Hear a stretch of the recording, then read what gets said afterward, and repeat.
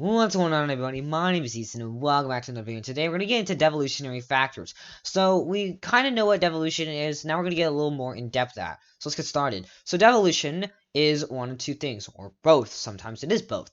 The first definition of it is passing down power from higher to lower government. So, national to regional, regional to local, national to local. It's not from low to high. It's from high to low. So it's basically like hierarchical diffusion, high to low, but for devolution.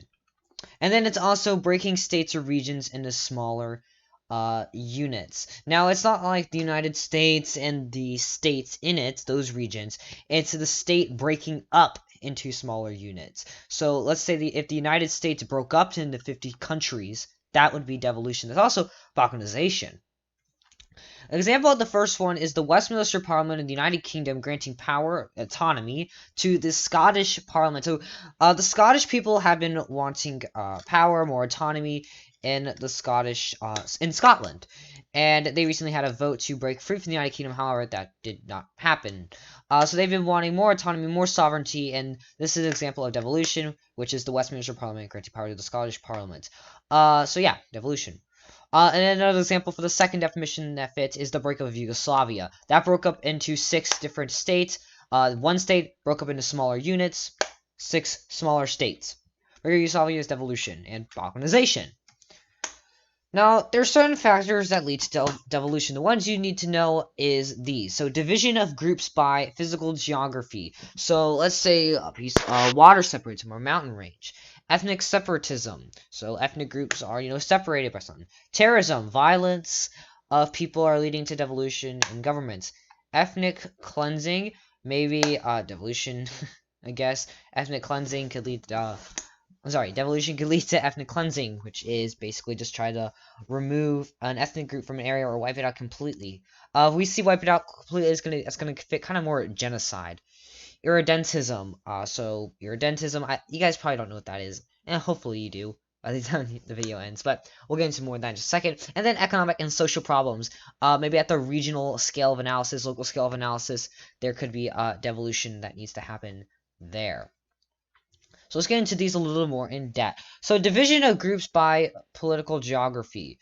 So bodies of water, mountains, ice and glaciers, and distance decay. Let's get into all of these. So bodies of water. So United States and Hawaii. We've seen devolution. So the Hawaiian people, the native indigenous people in Hawaii have been granted, some autonomy, some authority, some political power. That's devolution. And this is because it's a body of water separating it. So this is separating by political geography. We could see mountain ranges that separate areas of a country or state or region, creating devolution. Ice and glaciers. We won't see this as much as the other two.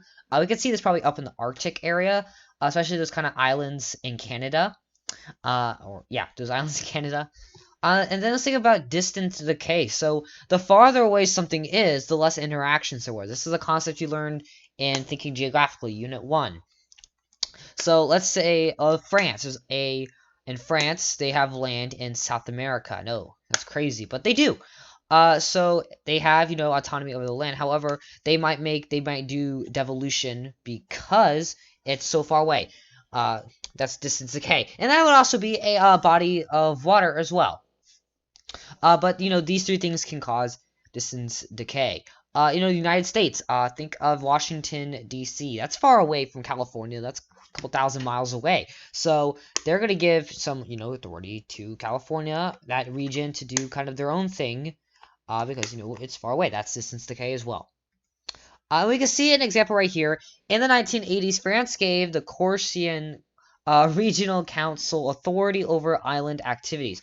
So we see Corsica, I think that's how you say it. We can see France up here on the left-hand side, and we see the island down here, the red highlighted one, right there. And it's separated by a body of water.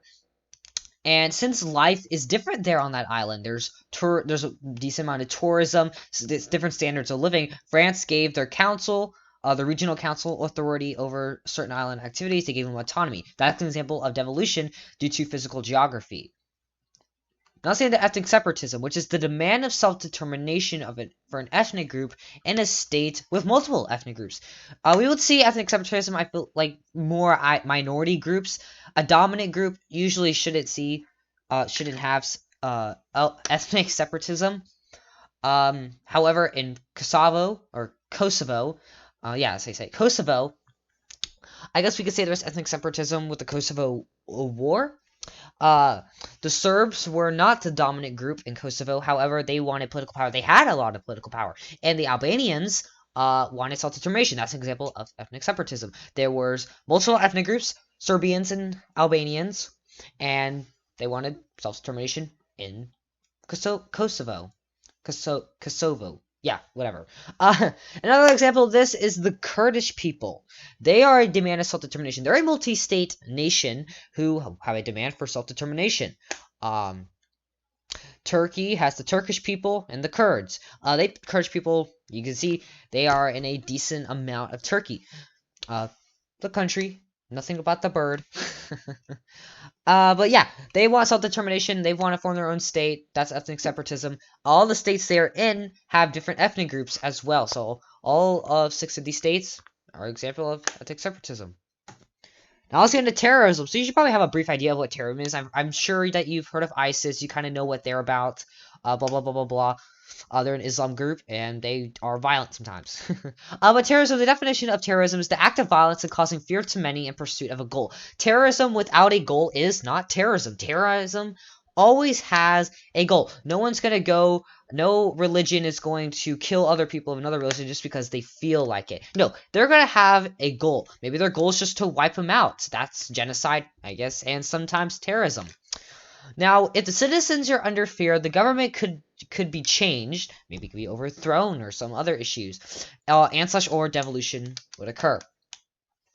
So terrorism, if citizens are under fear in an area, the government may split up. If there's terrorism, if one side of the government, with one half of a state, so let's say the state's divided and one half of the state believes in something and is doing terrorist acts to the other half of the state, maybe the state could break into two. That's devolution. That's an example, I just thought in my head, of terrorism leading to devolution.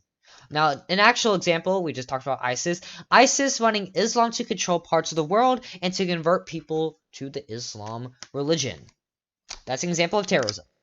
Now let's get into ethnic cleansing, which is mass expulsion of an ethnic or religious group with a goal of wiping them out. An example of this is Rohingya Muslims being killed in high numbers in Myanmar. This is a very contemporary event. It's still happening as I'm recording this video. The people in Myanmar, which is a failed state, think about that, is killing Muslims. And there are many refugee Muslims leaving the area, they're going to other parts around South Asia. Another example of this is the Holocaust. The Nazi Germany had a goal of wiping the Jewish people out. I'm not gonna say Jew because that sounds offensive. But that's an example of ethnic cleansing. They're trying to get a religious group of wiping them out. I know both these examples are religious group, but there are also going to be ethnic groups as well. Let's get into Irredentism, which is restoration, unification, and expansion of a nation. So the nation is growing and it's unifying, blah, blah, blah, blah, blah. This is a common cause of cultural conflict. Maybe a nation's trying to expand and it gets into conflicts of where to expand for. They want these boundaries, however, those boundaries are already taken, and it starts a conflict with another state. Maybe this nation wants to create a state, and there could be cultural conflicts there. They want autonomy, self-determination, sovereignty, problems there. We saw that with Yugoslavia. Now, example, I gotta stop closing that. But example of this is going to be China wishing and attempting to reclaim lost territory. So the Chinese nation is attempting and wishing to. They have a desire to restore lost territories that belong to the nation historically. So they're trying to expand the nation more to those territories, unify the territories that they once had. So basically restoring it. So that fits Irredentism. Now let's get into economic and social issues. So states failing to provide to its citizens and positively and equally developing their country. A state with unequal development could lead to devolution to try to even it out. So the United States, we see unequal development. That's a centrifugal force. I'll look into effects of centrifugal force. I have a card about the video. I want to watch that video. But unequal development could lead to devolution to try to even out. So one part of a state could be having great development. However, there could be devolution in that area of the state to lower spending, and then on the other part of the state to raise spending to try to equal out that development. They want to make sure there's equal development in the country and to provide to all of its citizens positively.